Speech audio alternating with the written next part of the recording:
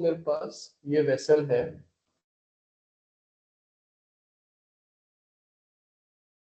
ये वेसल में मेरे पास फ्लूइड भरा हुआ है, लेट्स से।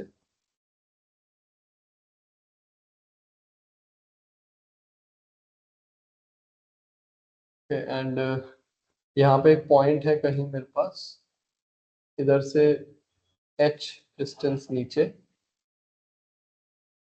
तो हम लोग बोलते थे कि if the vessel is at rest, if the vessel is at rest, जो हमने सीबीएसई में पढ़ा है, तो इस ए पॉइंट पे जो प्रेशर होता है that is P not plus rho g H.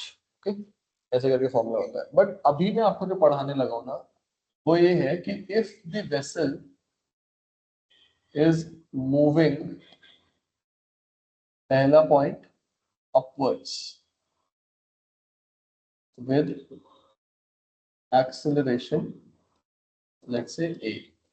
मान लो ये वेसल ऊपर को एक्सेलरेट हो रहा है with acceleration. So we know already that जब एक कोई चीज ऊपर को एक्सेलरेट होती है तो उस पर सूडो एक्सेलरेशन नीचे को एक्ट करती है। तो इफेक्टिव जी जो होता है ना, इफेक्टिव ग्रेविटेशनल एक्सेलरेशन नीचे को, वो जी प्लस ए हो जाती है। तो जो फॉर्मूला है ना प्रेशर एट ए पॉइंट का, वो हो जाएगा P not plus rho into g की जगह g plus a times of h, ऐसा हो जाएगा। ठीक है, this is what I am trying to teach you. Second point पे अगर ये वेसल लेट्स से डाउनवर्ड्स जा रहा है, same with acceleration A, let's say with acceleration a, तो उस केस में जो इफेक्टिव g बनती है हम लोग की, वो क्या बनती है g माइनस ए। क्योंकि अगर ये वेसल नीचे जा रहा है तो इस फ्लूइड पे सूडो एक्सेलरेशन ऊपर को लगेगा, तो g minus A will be the effective g की वैल्यू। तो a पॉइंट पे acceleration pressure will become p not plus row into g की जगह g minus A times of H. ये तो चलो अप डाउन चलने का हो गया, लेकिन हम लोग कई बार देखते हैं कि जब हम ये सूडो एक्सेलरेशन वगैरह की बात करते हैं, अच्छा इसमें अगर फ्री फॉल हुआ तो इसी में नीचे आते वक्त में, in case of free fall,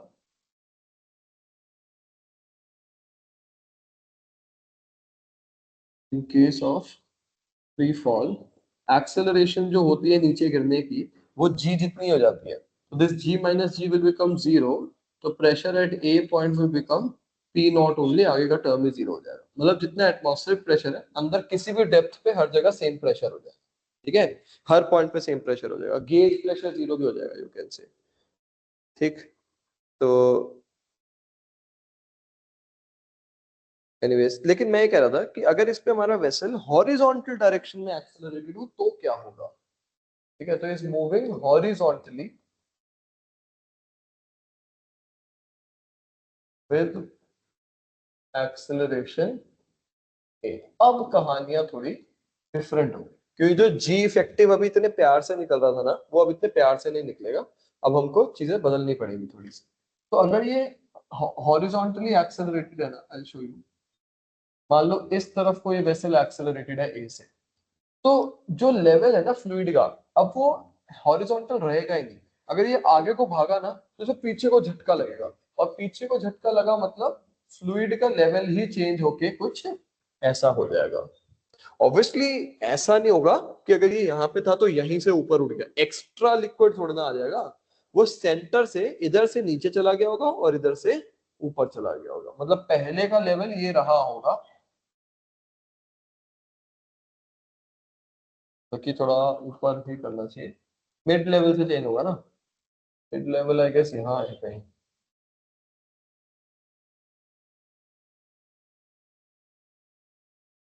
ये पहले वाला लेवल रहा होगा, वहां से नीचे और ऊपर को हो गया ये fluid. This is the new shape now of the fluid. First of all, are you okay with this? किसी को इस चीज में कोई डाउट है कि शेप चेंज हुई होगी फ्लूइड की? पहले तो अगर यही नहीं समझ में आएगा ना एक्चुअली, तो आगे नहीं समझ में आएगा, इसलिए पूछ रहा हूँ। ठीक है, अब कहानी है कि हमें इसमें बताना पड़ता है कि ये कितने एंगल पे डेविएट हुआ। Will have to tell this, इसके बिना नहीं चल पाएगी काम। तो वो कितने लेवल पे चेंज हुआ वो फाइंड करने के लिए, या कितने एंगल से आया है वो निकालने के लिए, if I take this line here and take this angle theta, so we have to find this angle theta कितना हो गया ये। तो उसको फाइंड करने के लिए ना, we take a element inside fluid, एक सिलेंड्रिकल टाइप का एलिमेंट जो यहाँ से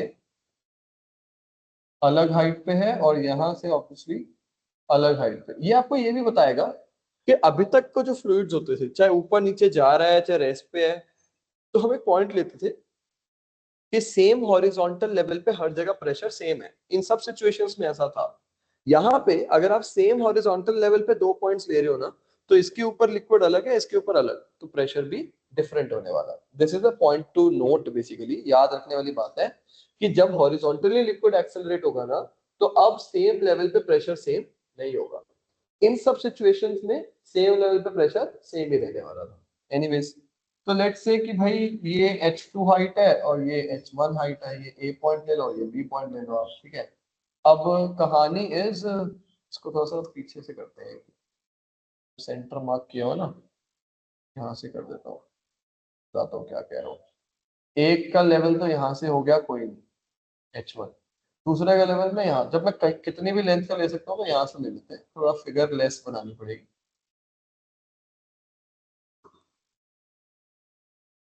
ये वाला पॉइंट H2 हाइट और ये वाला पॉइंट H1, ये A और ये ऐसे।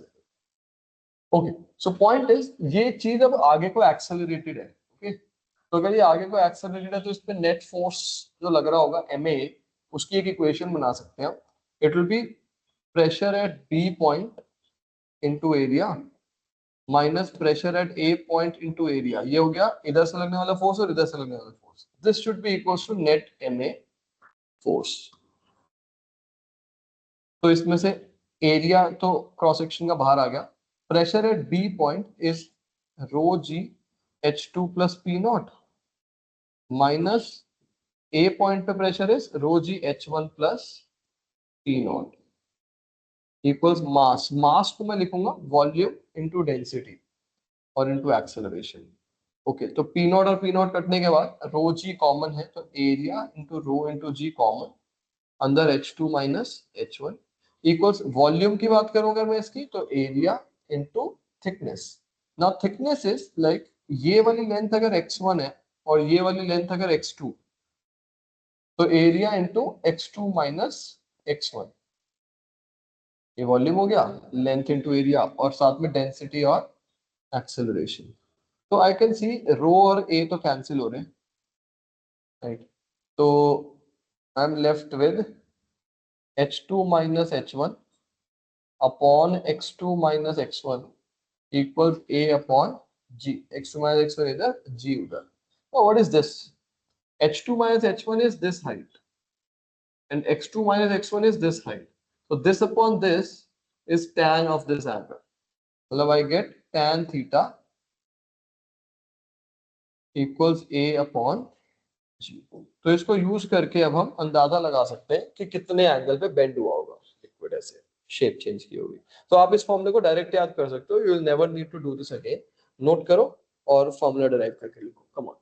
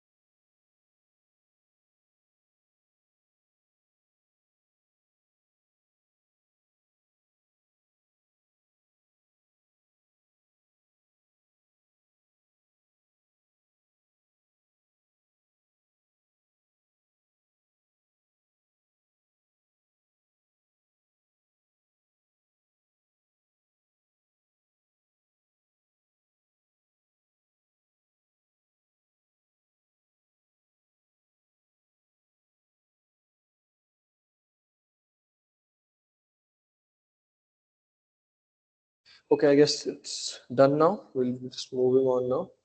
Quick, कोई रह गया तो please give me a heads up. Otherwise, I'm moving on.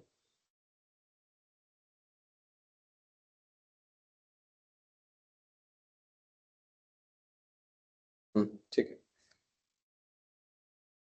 इस बात को थोड़ा सा कंक्लूड करते हुए ना हम इसको ऐसा भी लिख सकते हैं. अच्छा, जस्ट लेटिंग यू नो, इस चीज को हम लोगों ने ना क्लास में ऐसे भी लिखा था. लाइक अगर मैं पी ए माइनस पी, मतलब अगर मैं दो पॉइंट्स कंसिडर करूं इसी में, जैसे एक ए पॉइंट इधर और एक बी पॉइंट इधर, लाइक ये वाला अगर y1 डेप्थ पे है और अगर ये वाला y2 डेप्थ पे है, let's say, तो हम इसको ऐसे भी लिखते थे कि pressure at A point is equal to pressure at B point plus rho g into y1 minus y2. तो P A minus P B becomes delta P और equals rho g into delta Y.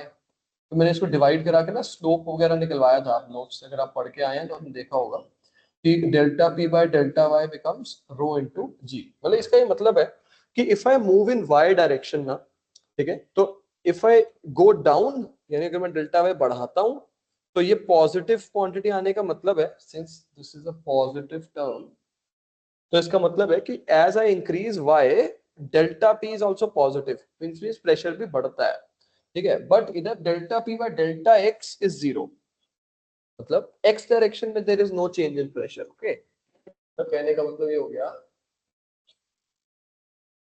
कि अगर ये fluid है, ठीक है, और इसमें इधर मैं x चेंजेस मान रहा हूँ और इधर अगर मैं y चेंजेस मान रहा हूँ डाउनवर्ड्स में, तो I am saying dp upon dy is rho into g, लेकिन dp upon dx is zero if you move in this direction. Okay, so there is no change in pressure. एक particular horizontal level में हर point पे pressure same है. हाँ, नीचे जाओगे तो प्रेशर चेंजेस है और वो प्रेशर चेंजेस रो इनटू जी से निकाले जा सकते हैं. लेकिन ये कब है? when the vessel is at rest, when the vessel is at rest, when the vessel is moving up and down with acceleration, जो हमने पीछे अभी केसेस देखे. if it's moving down or up, in that case भी अगर मैं इधर x और इधर y लेता हूँ, even then dp by dx is zero. if I move in x direction there is no change in pressure, but if I move in y direction, so it's rho into g effective. वो आपको देखना पड़ेगा depending upon ऊपर या नीचे जाते हुए जी plus ए या जी माइनस. बट आखिरी case, if it is moving horizontally ना, इस तरफ को ए एक्सेलरेशन से, तब ना dp by dx जीरो नहीं है, because when you move in this direction the pressure is decreasing. एक सेम लेवल पे इधर ज्यादा हाइट है लिक्विड की, इधर कम है, तो इट्स माइनस रो इनटू ए. जी तो आएगा नहीं यहाँ पे, रो इनटू ए जो एक्सेलरेशन है आपकी, dp by dx की ये वैल्यू रहेगी. ठीक है, ये चीज ध्यान रखना, काम आ सकती है आपको.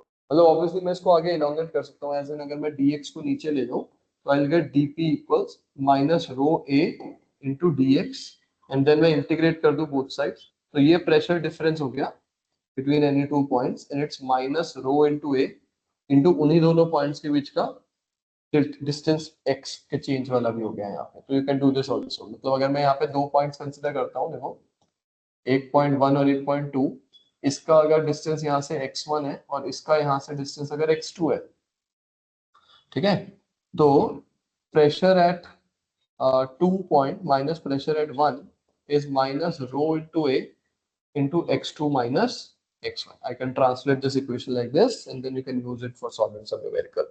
Okay, do it, note करो.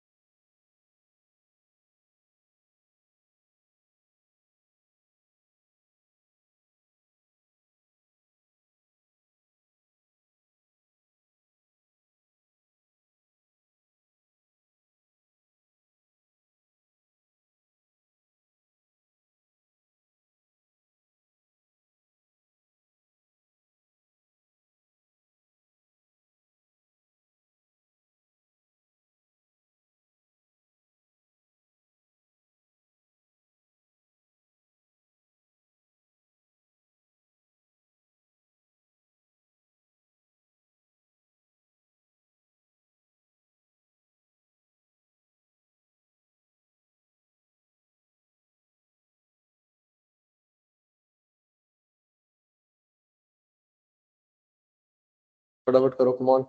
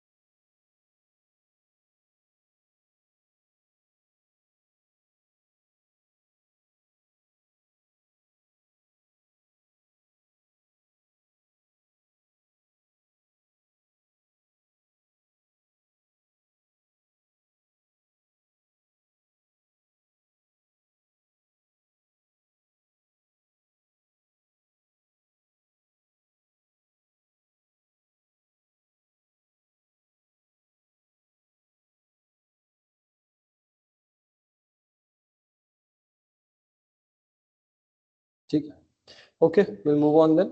एक क्वेश्चन करते हैं ऑन हाइड्रोलिक लिफ्ट। ओके, ज्यादा ना बड़ा एक्चुअली फ्लूइड्स है नहीं, मैंने 9, मैं कहूँगा 70% पार्ट ऑलरेडी मैंने आपको सीबीएसई लेवल पे करवा दिया है, काफी एक्स्ट्रा क्वेश्चंस वगैरह भी करवा दिए थे, थोड़ा बहुत ही पार्ट है इसका भी, ज्यादा लंबा चैप्टर ये भी नहीं चलेगा। ठीक है, एनीवेज क्वेश्चन करते हैं हाइड्रोलिक लिफ्ट में। I just recall the topic of hydraulic lift, लेकिन मैं पहले आपके लिए थोड़ा याद रहे आप लोग को तो बेटर है। हाइड्रोलिक लिफ्ट में हम क्या करते थे, एक पतली ट्यूब है, एक मोटी ट्यूब है। पतली ट्यूब पे हम फोर्स लगाते हैं कम, तो उससे प्रेशर लेकिन सेम एक्सर्ट होता है दूसरी तरफ। तो जितना प्रेशर यहाँ से एक्सर्ट होगा उतना ही प्रेशर यहाँ होगा। कम एरिया पे कम फोर्स लगाया तो ज्यादा एरिया पे ज्यादा फोर्स मिल जाता है हम लोग को, और हम हैवी लिफ्ट, हैवी चीजों वगैरह को लिफ्ट कर सकते हैं। ठीक है, this was the concept. Let's do a question on this. इतना सिंपल क्वेश्चन नहीं होगा, थोड़ा सा लेवल अप करेंगे क्योंकि सिंपल क्वेश्चन सीबीएसई में ऑलरेडी कवर्ड है। लेट्स डू इट, लिखो। Figure shows a hydraulic press, figure shows a hydraulic press with larger piston of diameter. Figure shows a hydraulic press with larger piston of diameter 35 centimeters, with larger piston of diameter 35 centimeters, comma, at a height of 1.5 meters, at a height of 1.5 meters relative to the smaller piston, relative to the smaller piston, smaller piston of diameter 10 centimeters, relative to the smaller piston of diameter 10 centimeters. Full stop. Mass on smaller piston is 20 kg. Mass on smaller piston is 20 kg.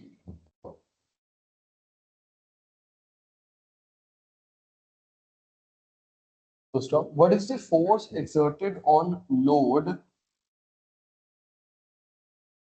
What is the force exerted on load by the larger piston?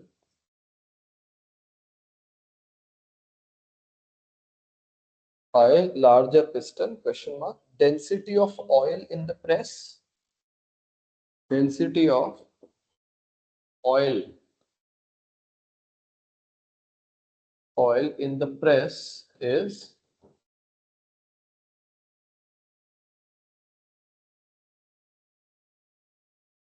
750, 750 kg per meter cube, 750 kg per meter cube.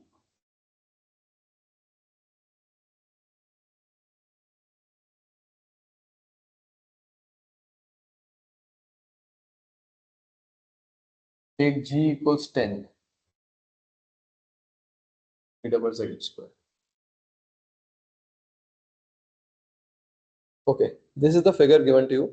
एक smaller piston वाली जगह है, जिसका diameter अगर question आप देखो मिलेगा आपको, उसमें यहाँ पे मैंने 20 केजी का मास रखा है और इसमें अब ऑयल भरा हुआ है पूरा 750 केजी पर मीटर क्यूब का ऑयल है। एंड यहाँ से इसको लोड प्रेस तो कर दिया, लेकिन जो लार्जर पिस्टन है ना, उसका डायमीटर क्वेश्चन में दे रखा है, ये वहां देखना, वो इससे 1.5 मीटर की हाइट पे भी है। तो वो पूछ रहे हैं कि यहाँ से 20 किलो लगाया तो वहां कितना प्रेशर एक्सर्ट होके मिलेगा, कितना फोर्स कितना मिलेगा। वो तो प्रेशर ही निकालोगे, प्रेशर इनटू एरिया करके ही आएगा फोर्स। तो फोर्स बताना है आपको कितना आएगा, डू इट। ये फिगर क्वेश्चन में ऑलरेडी मेंशन्ड है इस क्वेश्चन के साथ।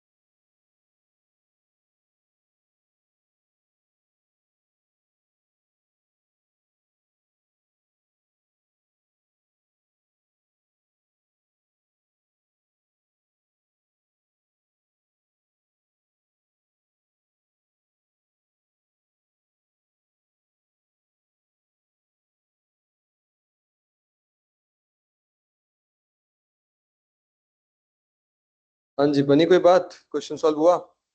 आंसर निकला किसी का कुछ?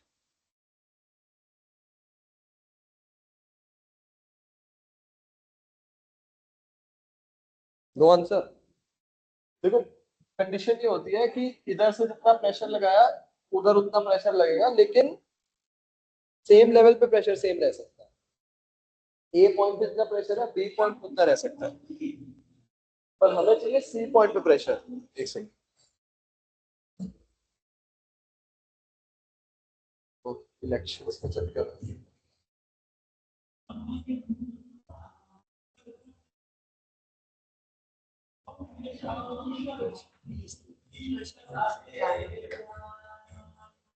Okay, so I am saying that इस पॉइंट और इस पॉइंट पे प्रेशर इक्वेट कर सकते हैं आप अकॉर्डिंग टू पास्कल्स लॉ। पर जो यहाँ का प्रेशर है ये नहीं हमें चाहिए यहाँ का। तो it can be, what is pressure at B? It's pressure at C plus rho g h. तो प्रेशर एट बी को लिख सकते हैं pressure at C plus rho g h. और what is the pressure at A? वो force upon area से कर सकते हो आप। Force will be m g और अपॉन में एरिया स्मॉलर वाले पिस्टन का, छोटे वाले पिस्टन का, तो वो प्रेशर हो जाएगा आपका। अब हमारे को चाहिए pressure at C multiplied with this area, क्योंकि अल्टीमेटली तो हमें फोर्स चाहिए। वो बाद में कर लेंगे, पहले प्रेशर एट सी निकाल लेते हैं। तो इट्स 20 इंटू 10 अपॉन में एरिया ऑफ स्मॉलर पिस्टन के लिए डायमीटर उसका 10 सेंटीमीटर मेरे ख्याल दिया गया हमें। बड़े वाले का 35, छोटे वाले का 10, करेक्ट। तो पाई, डायमीटर 10 सेंटीमीटर है तो 0.1 कर रहा हूँ by 4, pi d square by 4, और माइनस होगा ये rho g h which is 750 into 10 और into height. Now what is the height? Is 1.5। ये प्रेशर हो जाएगा सी पॉइंट पे। थोड़ा सा सिंप्लीफाई कर लेते हैं इसको। लाइक ये 4 ऊपर चला जाएगा तो 800 हो गया, इसके भी दो जीरोस जाएंगे तो 80,000 बाय पाई, माइनस ये बच रहा है बेटे 3/2 करूंगा इसमें, 3/2। तो इसका 3 टाइम्स बनता है 2250, और उसका डिवाइड बाय 2 तो 11250 में कल नहीं बनना चाहिए ये।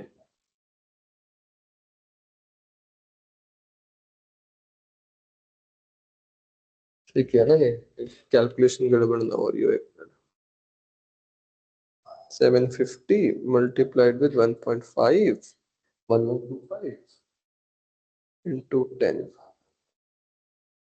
1125 सही है एकदम। ठीक है, अपॉन में ये पाई जो है इसको करते होगी, तो फोर्स जो लार्जर पिस्टन पे लगेगा या जो लोड पे लगने वाला है वो होगा this pressure multiplied with area, लेकिन वो एरिया लार्जर पिस्टन का। तो it's 80,000 upon pi minus 11250 multiplied with pi d square by 4। अब वहां का डायमीटर 35 सेंटीमीटर है, दैट्स 0.35 का स्क्वायर बाय 4। तो ये मैंने पाई इसलिए सॉल्व नहीं किया बिकॉज मैं मल्टीप्लाई कर दूंगा तो एटलीस्ट एक पाई, अब मेरे को डिवाइड नहीं करना होगा, मल्टीप्लाई करना होगा सिर्फ, इसलिए नहीं किया था। तो this value multiplied with this will be 20,000, पाई भी कट, तो 20,000 इंटू 0.35 का square minus 11250 upon 4 into pi, तो 4 से डिवाइड करूँ इसको, 2 से करूँ पहले अगर, तो 5625, 5625 अपॉन 2 इंटू 22/7 और इंटू 0.35 का square, this is the calculation. अब या तो 0.35 स्क्वायर कॉमन ले लो और पहले अंदर वाली वैल्यू सॉल्व कर लो, कर ही लेते हैं ऐसे ही। 0.35 का स्क्वायर कॉमन, अंदर बचा 20,000 minus this value 5625 into 11 upon 7, पहले मल्टीप्लीकेशन करना चाहिए, तो दैट गिव्स मी 5625 इंटू 11,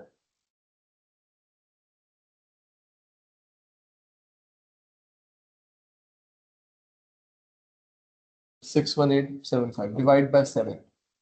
तो पहले बेटा 8 पे जाएगा, ठीक है, फिर 58 से पहले फिर से 8 पे जाएगा, 27 से पहले 3 पे जाएगा, 65 से पहले 9 पे जाएगा, फिर 2 और फिर 8, ऐसा सा बनता है। Okay, so it's 8839.28। तो यार देखो, मैथ सीखनी है क्या मेरे से, मल्टीप्लिकेशन और माइनस करना, ठीक है यार, हो गया ना, फिजिक्स सीखो मेरे से। Just multiply this and you will get the force, okay, I am just leaving it here only, ज्यादा इसमें टाइम बर्बाद नहीं करना चाहता मैं। ओके, आंसर चाहिए तो मैं लिख देता हूँ।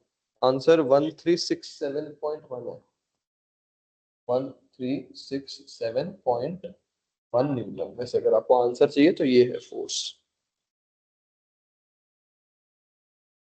फाइन, एक नोट पॉइंट लिखो इसके बाद, मतलब अगर आपको कुछ नोट करना है तो कर लो, गिविंग यू 10-15 सेकेंड्स। फिर उसके बाद कैलकुलेशन यार खुद करो आप मेरे हिसाब से। फिजिक्स का जो लॉजिक है वो एक ये लगा और एक ये वाला लगा, बाकी तो कैलकुलेशन है।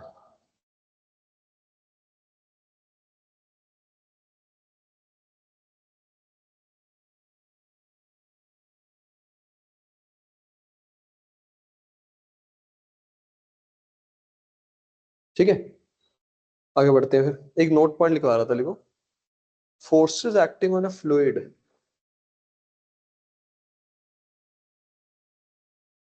forces acting on a fluid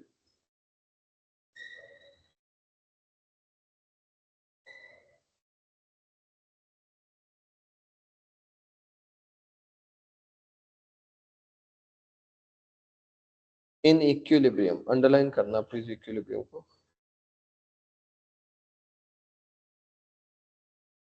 Forces acting on a fluid in equilibrium have to be perpendicular to its surface, have to be perpendicular to the surface, because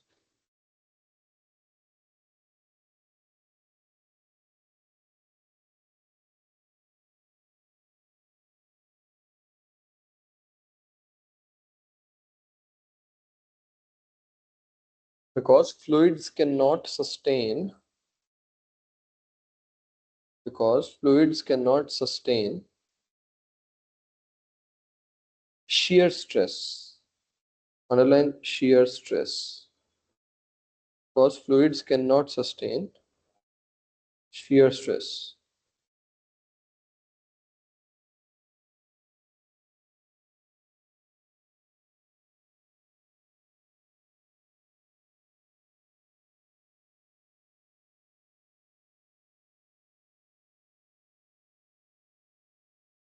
ठीक है, इसका ये मतलब है, shear स्ट्रेस होता है ऐसे वाला।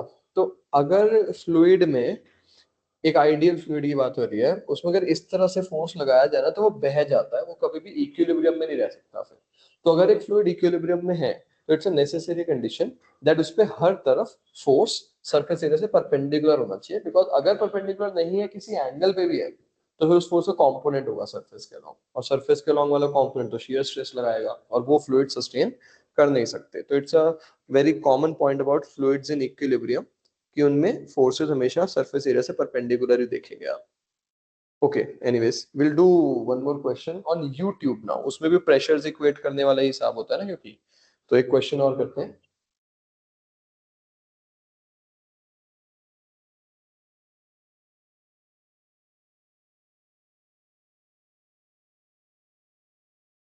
ऐसे यूट्यूब है, ठीक है, इसमें एक तो मर्क्यूरी भरा हुआ है,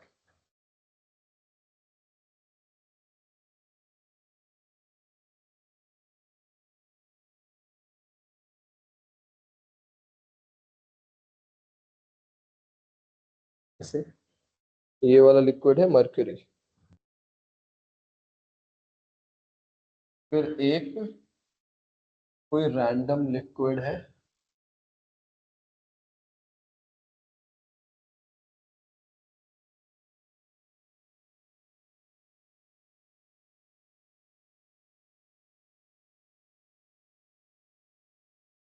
दिस इज रैंडम लिक्विड, और एक ऑयल है।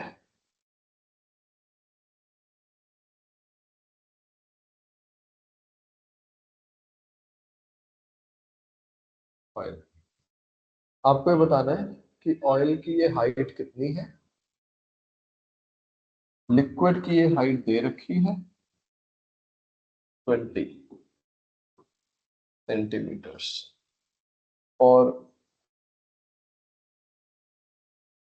ये ऊपर लेवल्स मैच हो रहे हैं एकदम। ये क्वेश्चन में गिवन है, आपके बराबर लेवल तक भरा हुआ है। तो यू हैव टू टेल कि ऑयल की हाइट कितनी है, और इसमें आपको डेंसिटीज मैं दे देता हूँ आपको तीनों चीजों की। जो डेंसिटी ऑयल की है वो भी दे देता हूँ, डेंसिटी ऑफ मर्क्यूरी भी दे देता हूँ, और डेंसिटी ऑफ वो लिक्विड भी दे देता हूँ। मर्क्यूरी की तो 13.6 ग्राम पर सेंटीमीटर क्यूब, लिक्विड की 1.6 ग्राम पर सेंटीमीटर क्यूब, और ऑयल की 0.9 ग्राम पर centimetre cube. You have to find h, ये वाली चीज निकालो। करो जरा, देखें कितना याद है यूट्यूब तुमको। गुड।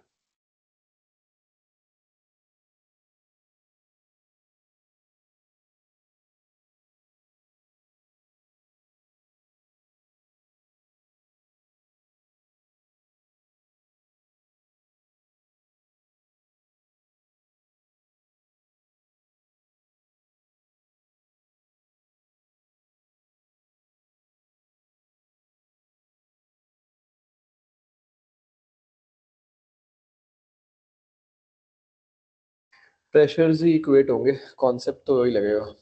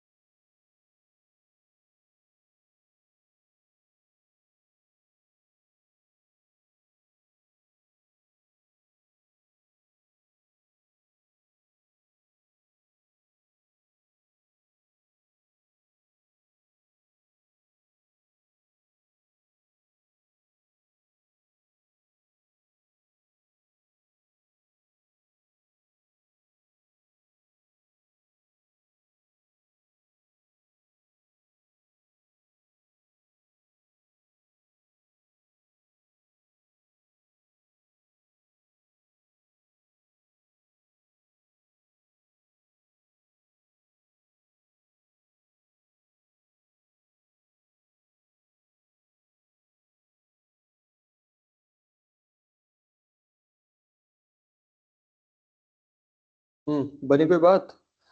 थोड़ा थोड़ा हिंट दूं, थोड़ा सा पूरा सॉल्व नहीं करूंगा अभी, बट जैसे आप ना इस लेवल पे ही बस प्रेशर इक्वेट कर सकते हो और कहीं नहीं कर पाओगे, क्योंकि यही दो पॉइंट्स ऐसे हैं जो दोनों मर्क्यूरी के माने जा सकते हैं। इसके अलावा जंक्शन, देखो जंक्शंस पे होता है, जंक्शन या तो एक इधर है या एक इधर है। इधर लूंगा ना तो इधर ऑयल और मर्क्यूरी है, उधर लिक्विड है, कोई सेंस ही नहीं है। इधर वाले जंक्शन में एटलीस्ट दो जगह मर्क्यूरी है, तो इन दो पॉइंट्स पे प्रेशर इक्वेट करना पड़ेगा आपको, ए पॉइंट और बी पॉइंट पे। इसी से क्वेश्चन सॉल्व होगा, ए और बी पॉइंट पे प्रेशर इक्वेट करके।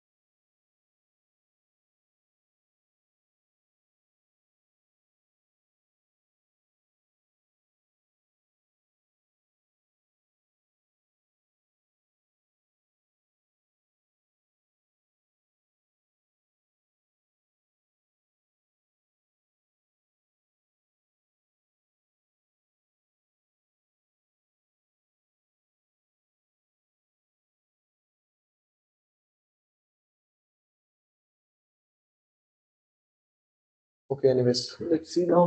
देखिए किसी का आंसर कुछ आया तो यू कैन टेल। मैं प्रेशर एट ए और प्रेशर एट बी इक्वल करने लगा हूँ।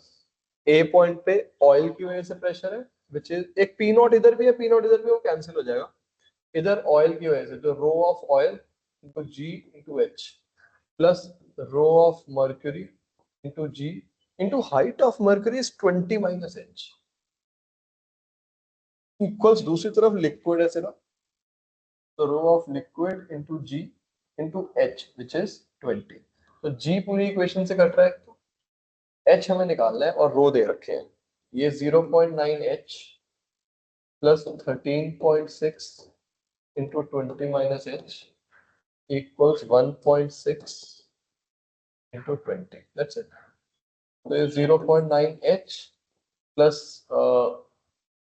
ये कितना हो जाएगा 27.2 minus 13.6 H equals 32.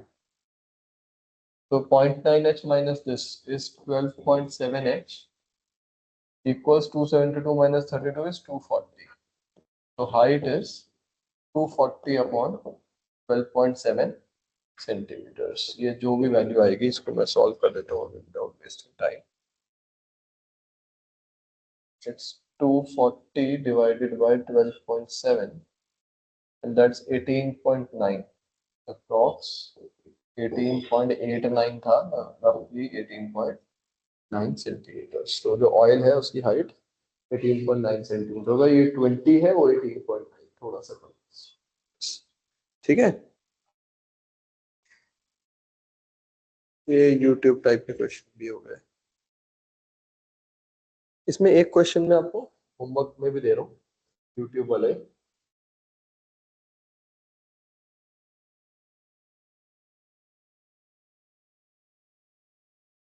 हाँ यूट्यूब बनाओ ऐसे।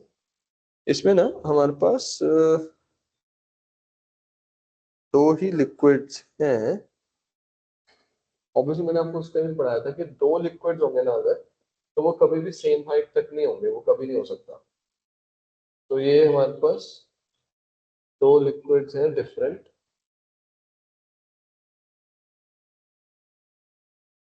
ऐसे बस कवर करता जा रहा हूँ, आपको कुछ और रिप्रेजेंटेशन दिखानी है कुछ और दिखा दूंगा। दिस ऐसे करके दो डिफरेंट लिक्विड्स हैं, जो कॉमन जंक्शन है उनका वहां से एक की हाइट अलग एक की अलग, देखिए अलग ऐसे करके, एक की H1 एक की H2, इसकी डेंसिटी रो 1 इसकी डेंसिटी रो 2।